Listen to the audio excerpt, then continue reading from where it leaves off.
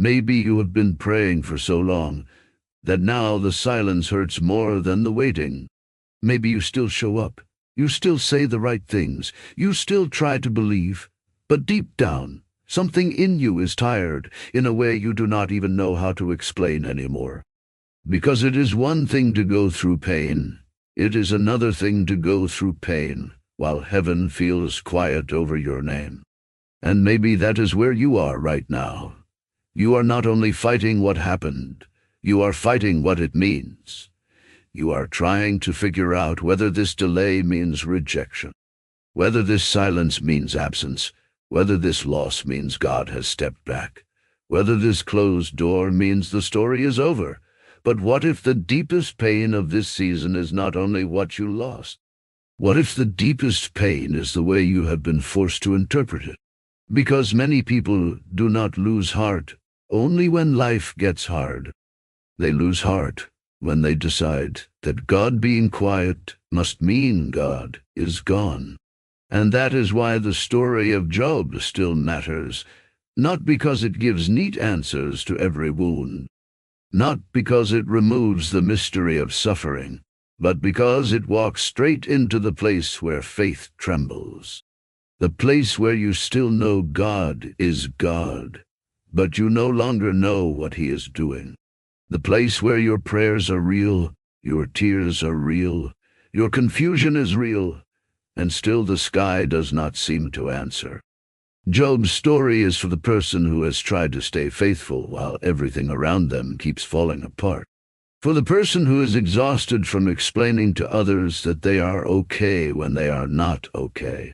For the person who has watched other people move into breakthrough while they are still standing in a hallway season, wondering why their door has not opened yet. For the person who has not lost all faith in one dramatic moment, but has slowly worn down in a long night of questions. And here is the truth this story begins to uncover. What feels like silence is not always absence. What feels like delay is not always denial. What feels like loss is not always the end of fruitfulness. And what feels like the collapse of your life may, in the hands of God, be the place where your shallow understanding breaks so a deeper faith can be born. But most people do not see that at first. They only see the ashes. They only see the empty room, the prayer that did not move, the thing they thought would happen by now that still has not happened, the energy they do not have anymore, the smile they keep putting on because they do not want to keep explaining, the private ache of wondering if maybe they did something wrong, if maybe they missed God, if maybe heaven has gone quiet because they are no longer being seen the way they once were. And this is exactly why Job is not just a Bible story. It is a mirror, because Job begins in a place many people envy. He is described as blameless and upright, a man who fears God and turns away from evil. His life looks stable, blessed, protected, fruitful. He has family. He has influence. He has wealth. He has a spiritual life that is not superficial. He is not casually religious. He is deeply reverent, and that matters. Because one of the first things the book tears apart is the assumption that pain always shows up because someone has failed.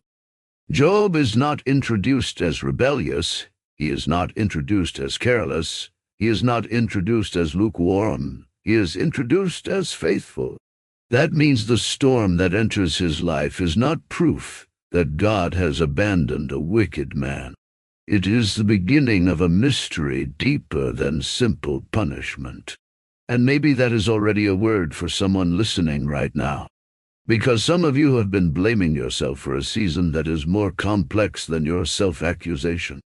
You keep going back over the details, trying to find the exact place where you must have ruined everything.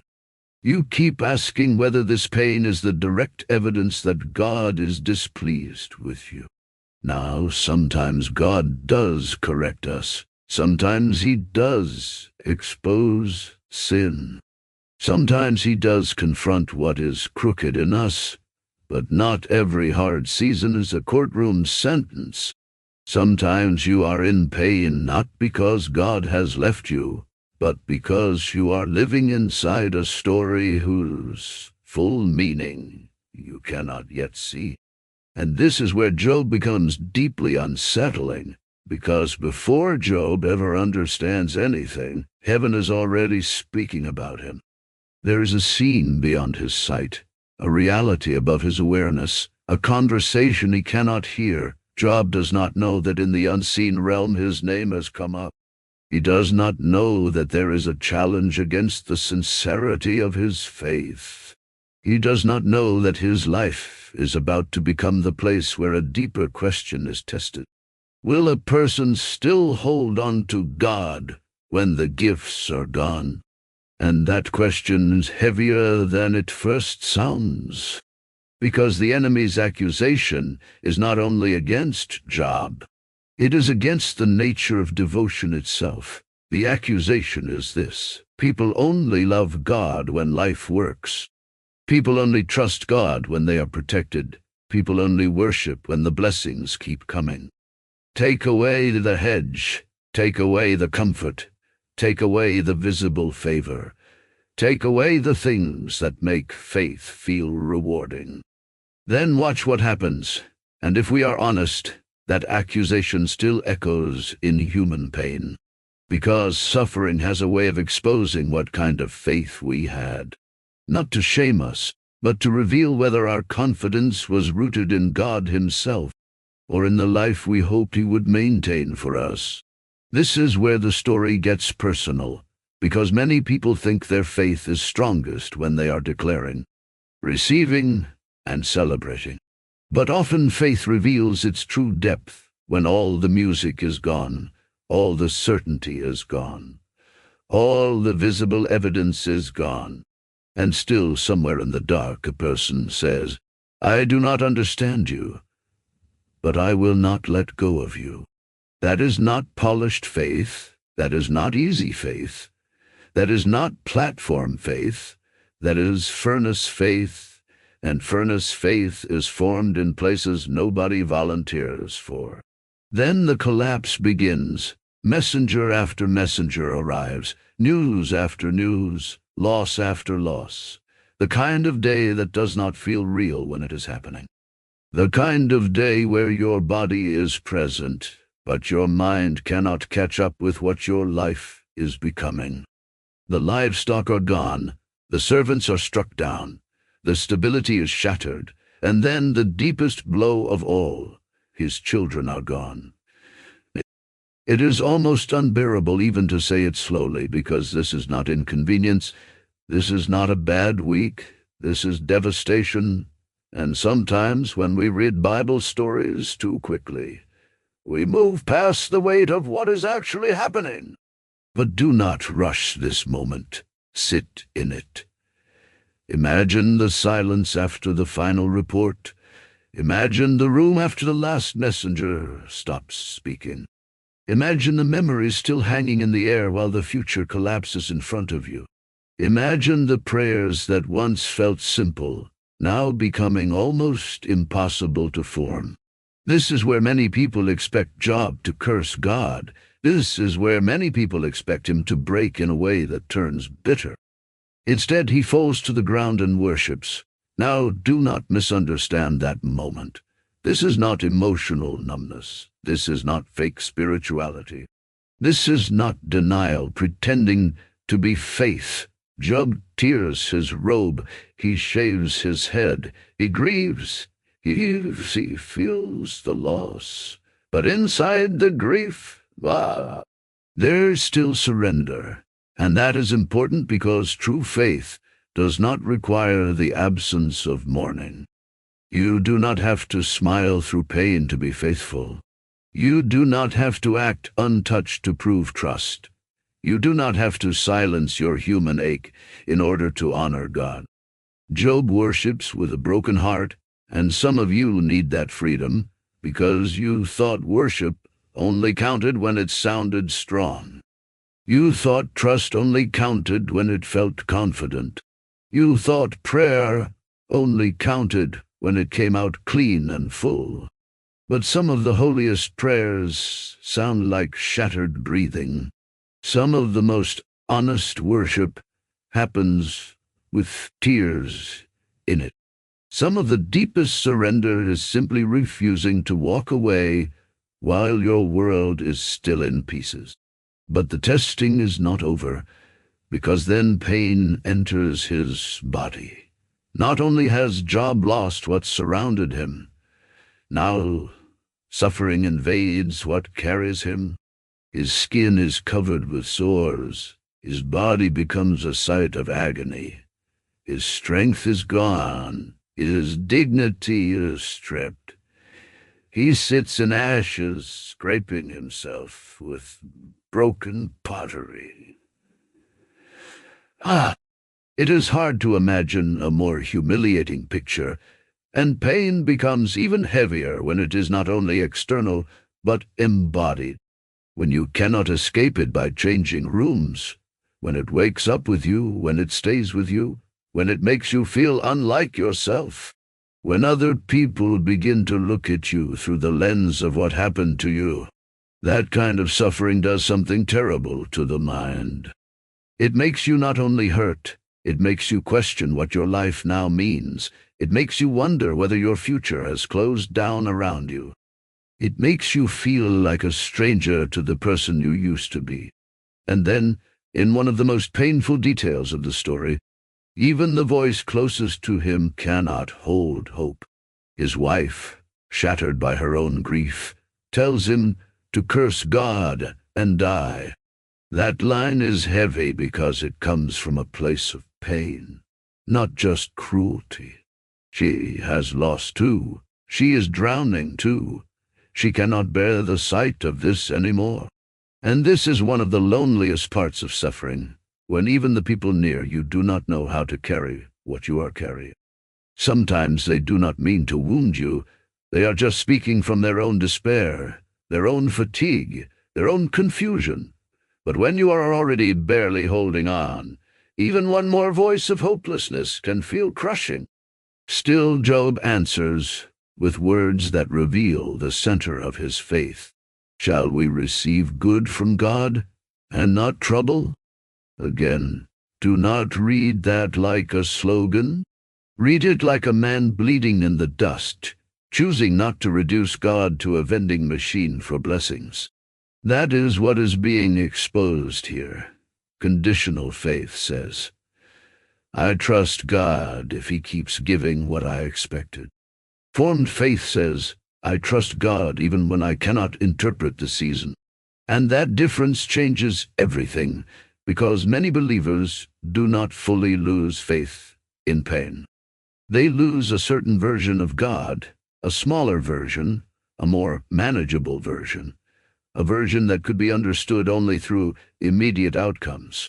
That loss can feel terrifying, but sometimes it is necessary, because God will not spend your whole life protecting an image of him that is too small to hold you in suffering. Sometimes what collapses in pain is not your faith's final form. Sometimes it is the shell around a deeper knowing. Then Job's friends arrive, and at first they do something right. They sit with him in silence for 7 days. They say nothing. There is wisdom in that silence. There is tenderness in it. There is restraint in it. There is an understanding that some pain is too sacred and too raw to be met immediately with explanation. And maybe that alone is a word for somebody who wants to help others. Not every wound needs your theory first. Not every grieving person needs your spiritual lesson in the first hour. Not every broken heart needs to be corrected before it is comforted. There is a ministry of presence that many people have forgotten. Just sit, just stay, just refuse to leave the person alone in the dust. But then silence breaks, and when it breaks, everything changes. Because Job finally opens his mouth, and what comes out is not polished faith language. It is lament. He curses the day of his birth. He wishes he had never entered the world. He asks why light is given to those in misery. He wonders why life continues, when the soul is already crushed under the weight of it. This is one of the most honest chapters in all of Scripture. And it matters because it shows us that Bible faith has room for anguish, room for holy complaint, room for raw questions, room for grief that does not come out neatly. Job does not curse God, but he does not pretend either. He does not stand in the ashes and announce that everything makes sense. He does not rush to a lesson. He does not perform spiritual composure for an audience. He tells the truth about how unbearable his pain feels. And that is not unbelief, that is relationship, because only a distant God requires fake language. The true God can handle the cry that trembles, the prayer that does not know how to finish, the sentence that falls apart halfway through because the burden is too deep for fluent speech. Maybe some of you stopped being honest with God because you thought honesty sounded disrespectful. You thought if you admitted how disappointed you are, how confused you are, how numb you are, then you would somehow be failing spiritually. But Job teaches us something better. You can be shattered and still facing God. You can be confused and still be reaching for him. You can ask why and still belong to him. Honest anguish is not the opposite of faith. Sometimes it is the sound faith makes when it is passing through fire. But this is where the story takes another painful turn. Because Job's friends, who were strongest in silence, become destructive in speech. One by one they begin to explain his suffering. One by one they turn mystery into accusation. One by one they insist, in different ways, that suffering like this must mean guilt. They carry a theology that feels tidy. Good things happen to good people. Bad things happen to bad people. Therefore, something terrible has happened to you. The hidden issue must be you. That kind of thinking is still everywhere. It shows up when people cannot handle complexity, when they would rather blame than sit in mystery, when they need every pain to have an immediate explanation that protects their sense of order. But the problem with their logic is not that it sounds obviously wicked. The problem is that it sounds clean. That is what makes it dangerous. Because half-truths clothed in certainty can wound people more deeply than open hostility. Job's friends are not cartoon villains. They are wrong in familiar ways. They speak like many religious people speak when faced with suffering they cannot control. They reach for formulas, they defend a system, they protect their idea of how God works, and in doing so they fail the person in front of them. How many people have been hurt not only by pain itself, but by the explanations placed on top of it? How many people have suffered loss, illness, delay, disappointment, or heartbreak, and then had to carry the extra burden of being told that if they were more faithful, more pure, more disciplined, more holy, then none of this would be happening. Now hear this carefully. Yes, sin has consequences.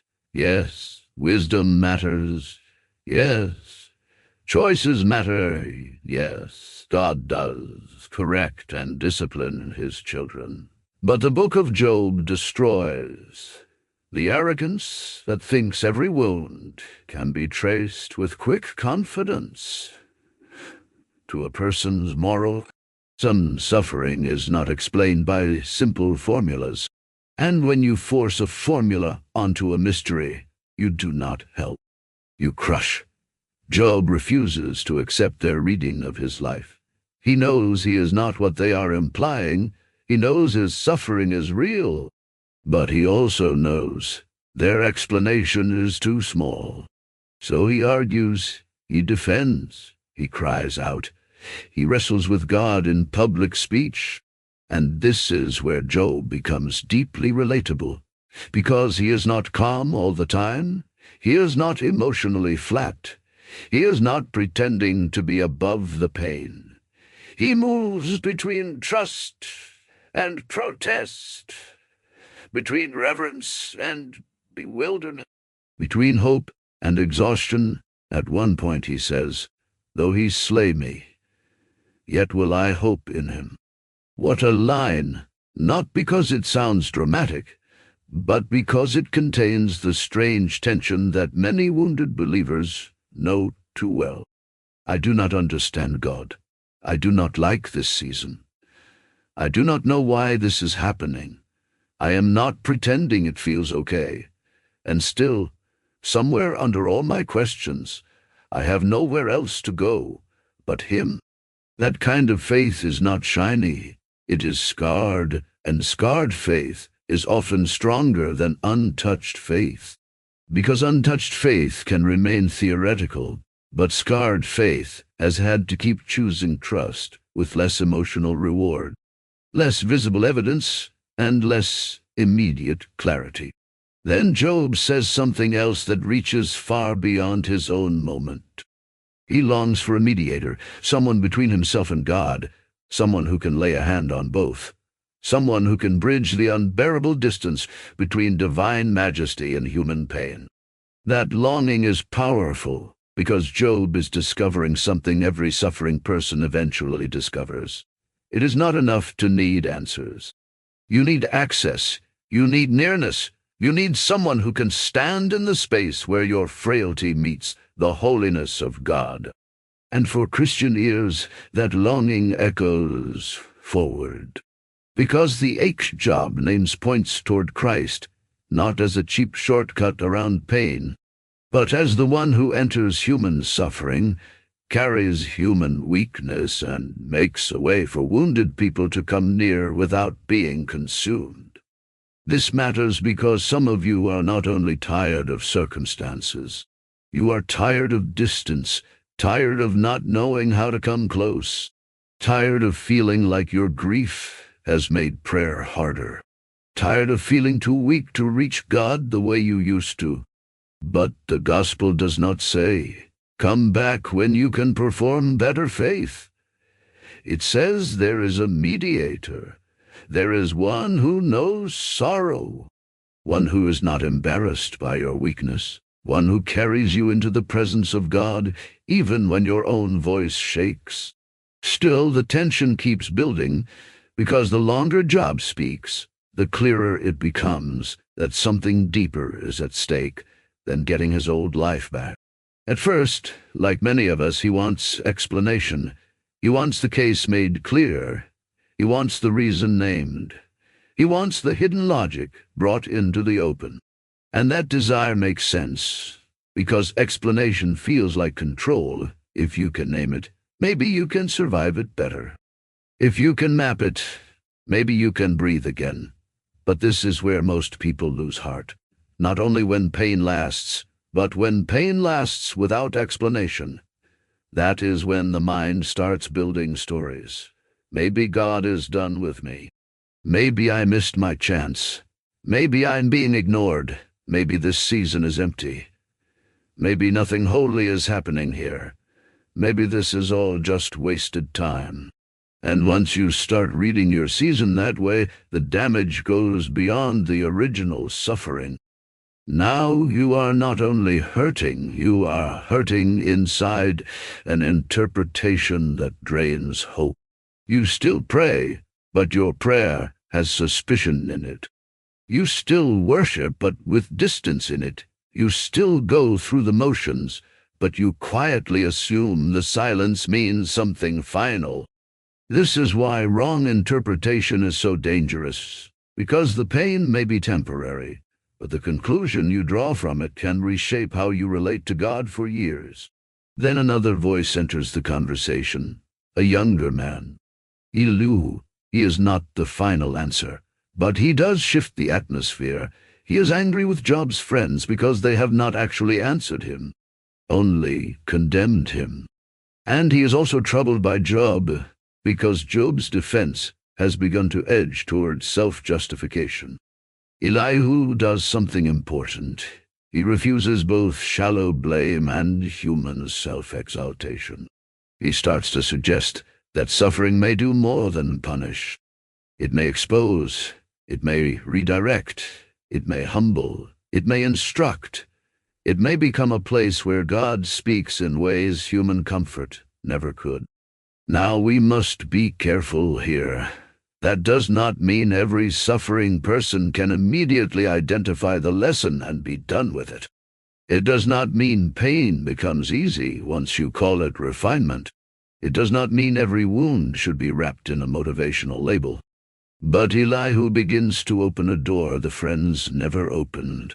The possibility that God's work in suffering is deeper than reward and punishment.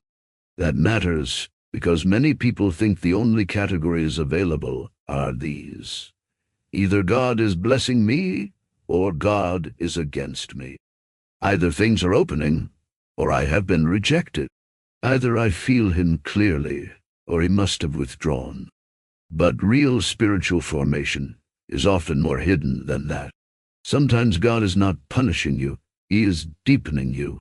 Sometimes he is not ignoring you. He is interrupting a shallower dependence. Sometimes he is not withholding because he enjoys delay. He's protecting timing, pruning illusions, healing motives, rebuilding foundations, or preparing you to carry what your current self could not yet hold. And that changes the meaning of the whole season, because now the silence is not automatically empty. Now the waiting is not automatically wasted.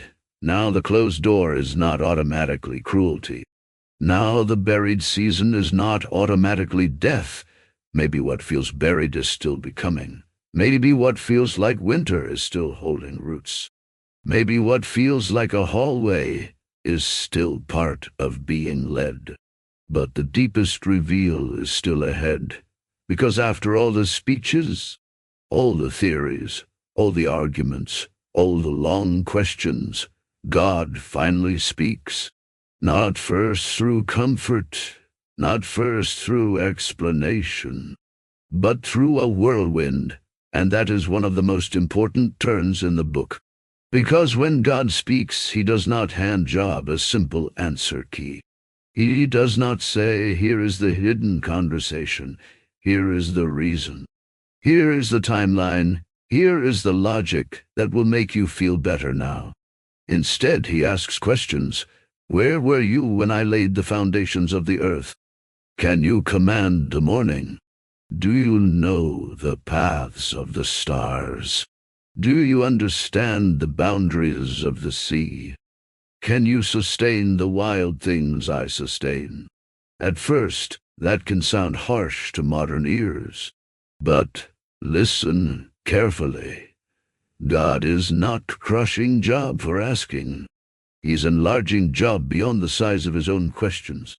This is the reveal many people resist. We want God to explain our life in a way that fits inside our current emotional need.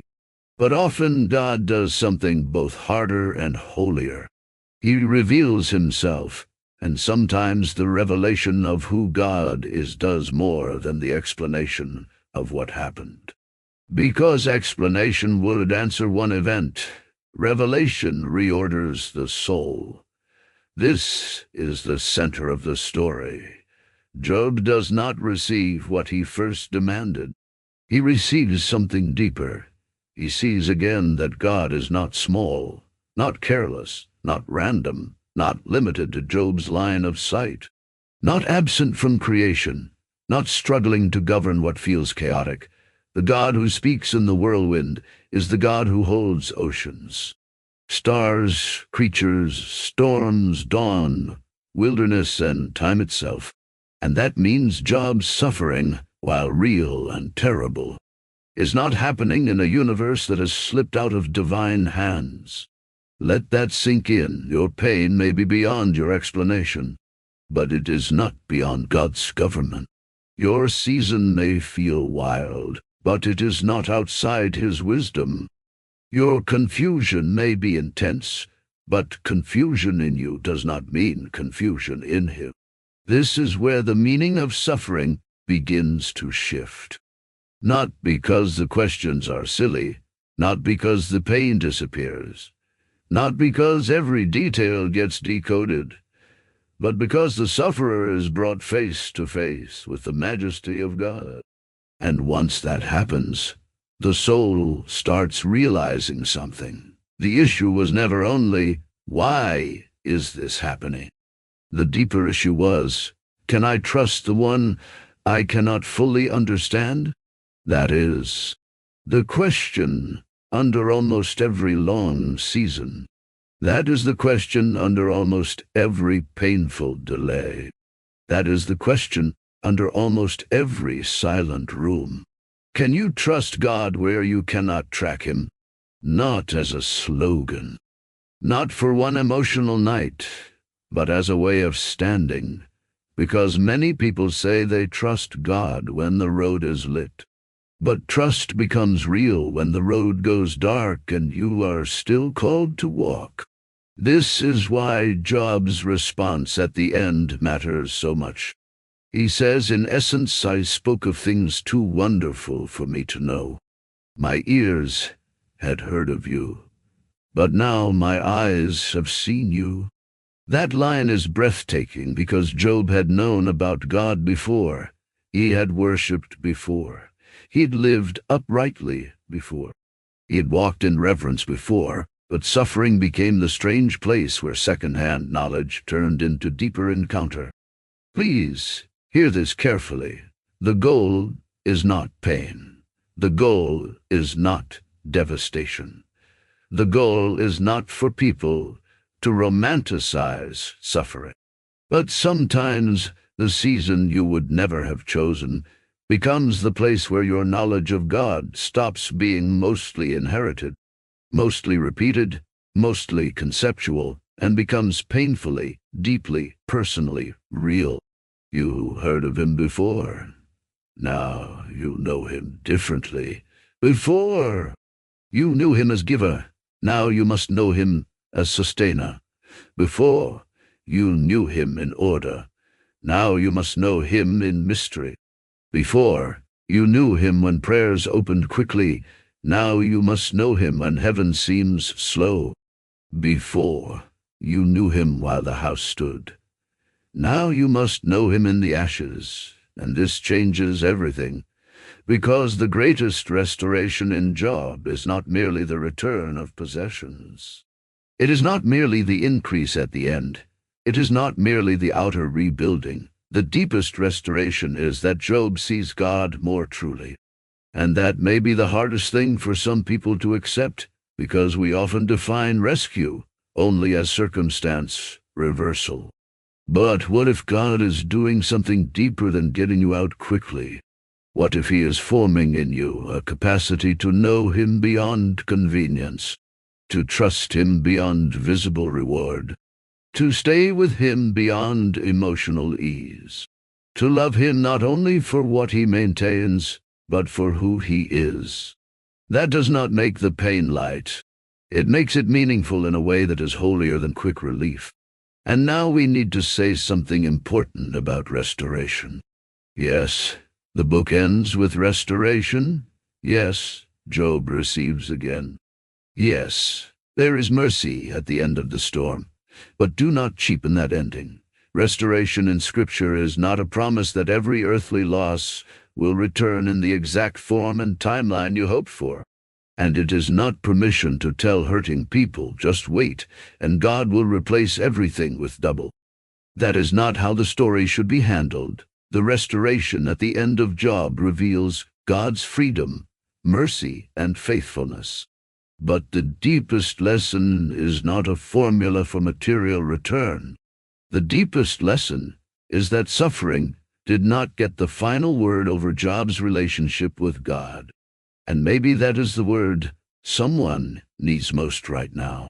Not that every detail will be restored exactly how you picture it, but that this season does not get to define the end of your story. That silence does not get to write the final sentence. That loss does not get ultimate authority over what God can still bring forth. That buried is not always abandoned. That pruned is not always ruined. That hidden is not always forgotten.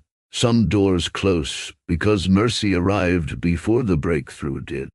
Some delays exist because timing is protecting what your current understanding cannot yet see.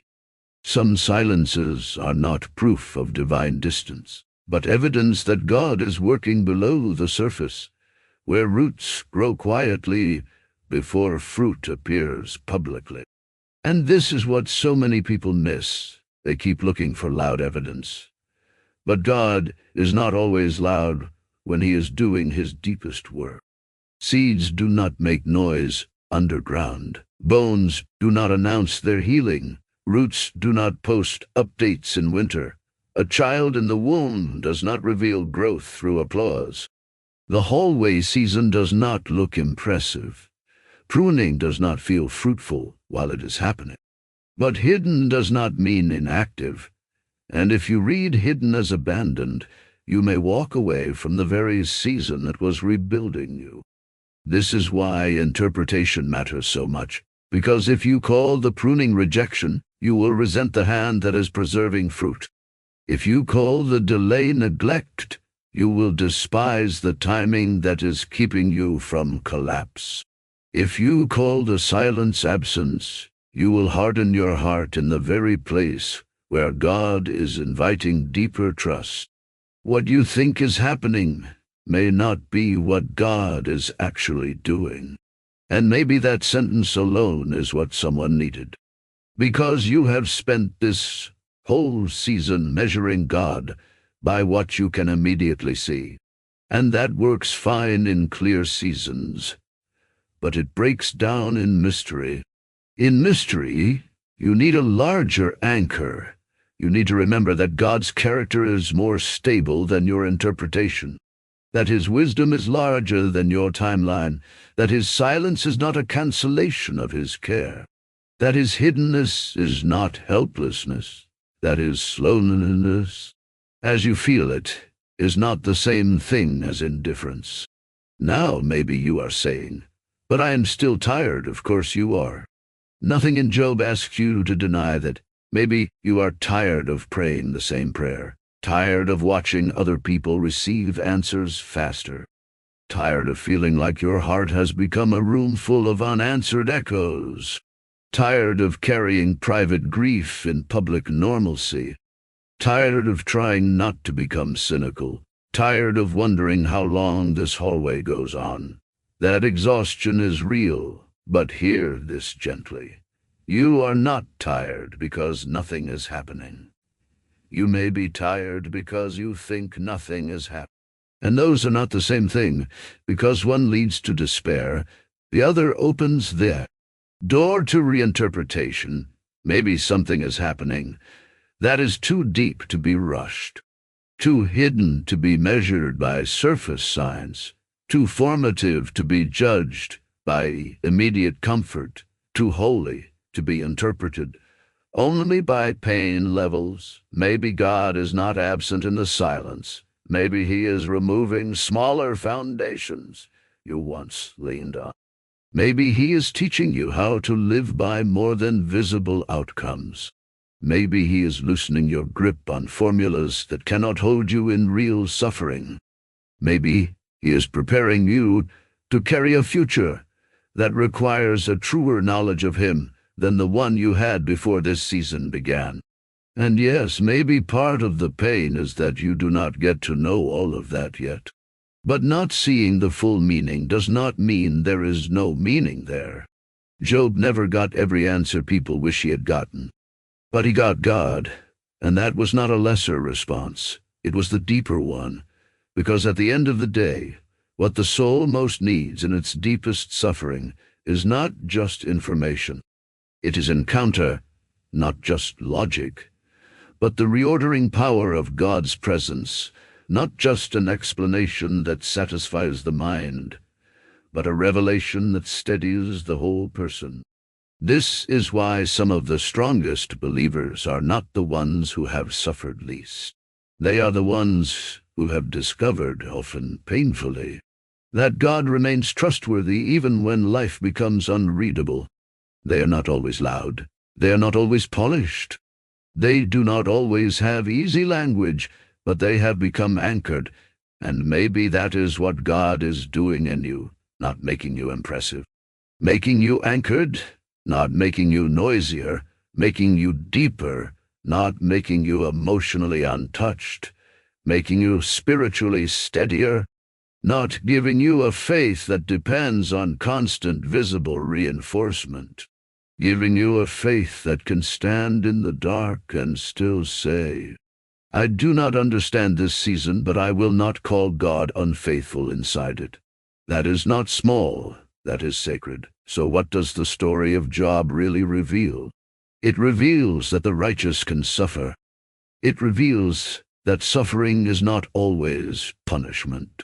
It reveals that shallow explanations can wound people in pain. It reveals that lament has a place in faith. It reveals that God's sovereignty is larger than human sight. It reveals that divine silence is not the same thing as divine absence. It reveals that what you lose can expose what you were leaning on. It reveals that deeper trust is often formed in seasons nobody would choose. It reveals that encounter with God can transform a person even when not every question is answered. And it reveals that the story is not over where it went quiet. That last part matters, because maybe your life has gone quiet in some place that once felt full of promise. Maybe the relationship went quiet. Maybe the opportunity went quiet. Maybe the dream went quiet. Maybe your own emotions toward prayer went quiet. Maybe the version of the future you were sure about has gone quiet. But the story is not over where it went quiet. Do not build a final conclusion from an unfinished chapter. Do not call buried what God still calls planted. Do not call abandoned what God still surrounds in hidden care. Do not call useless what God is still using beneath the surface. Do not run from the hallway before the next door. Do not interpret the pruning as the end of fruit. Do not confuse holy hiddenness with neglect. Stay with God in this season long enough to see what the silence was protecting. And if that feels hard, then start smaller. Do not force yourself into grand declarations you cannot honestly carry yet. Start with the prayer your heart can still tell the truth inside. God, I do not understand. God, I am tired. God, I do not know what you are doing. God, do not let me misread this season. God, keep me near even when I feel weak. God, if you are doing something deeper than I can see, help me not to walk away before it comes forth. That kind of prayer is not weak. It is real, and real prayer is better than performed certainty. So if you are in a long waiting season, listen closely. You are not behind. You are not unseen. You are not automatically being punished because the road is hard. You are not disqualified because your lament is honest. You are not faithless because you have questions. You are not abandoned because the room feels quiet. And this season is not empty just because it is painful. What if the silence was never proof that God had left? What if it was proof that he was doing something too deep to rush? What if the closed door was mercy in disguise? What if the delay was preparation? What if the pruning was preservation? What if the loss was exposing a shallower foundation so that something truer could be built? What if this very season, the one you would never have chosen, is becoming the place where your faith stops leaning on outcomes and starts resting in God himself? That does not remove every ache, but it gives the ache a different meaning, and meaning can keep a heart from collapsing. So tonight, or this morning, or whenever you are hearing this, do not rush to escape the tension by making a false conclusion. Let the story of Job slow you down. Let it break your agreement with shallow interpretations. Let it free you from formulas that cannot hold mystery. Let it give you permission to lament honestly. Let it call you back to the greatness of God. Let it remind you that He is still God in the ashes, still God in the whirlwind, still God in the unanswered space, still God when your perspective is too small to read the whole map. And maybe that is the shift. Maybe peace does not come when every question is solved. Maybe peace begins when the soul stops demanding that God be small enough to explain Himself on our schedule. Maybe peace begins when awe returns, when trust returns, when surrender returns, when you realize that not understanding everything is not the same thing as being forsaken. And maybe this is where you need to stand now, not in full explanation, not in visible breakthrough, not in emotional ease, but in this quiet, stubborn, holy sentence. I do not understand my season, but I will not misname my God. Hold on to that on the days when your faith feels thin. Hold on to that. On the days when the silence feels heavier than your strength. Hold on to that. On the days when it seems like everyone else is moving and you are still standing still. Hold on to that. On the days when your mind tries to turn God's quietness into rejection, hold on to that. Because what feels silent may still be sacred. What feels delayed may still be mercy. What feels buried may still be becoming. And what feels like the end of the story may only be the place where your understanding ended and a deeper knowing began. Voila! So breathe. You do not need to force certainty you do not have. You only need to keep turning toward God in the dark. That is enough for today, and maybe one day you will look back and realize that the season you thought was empty was the very season that taught your roots to go deep.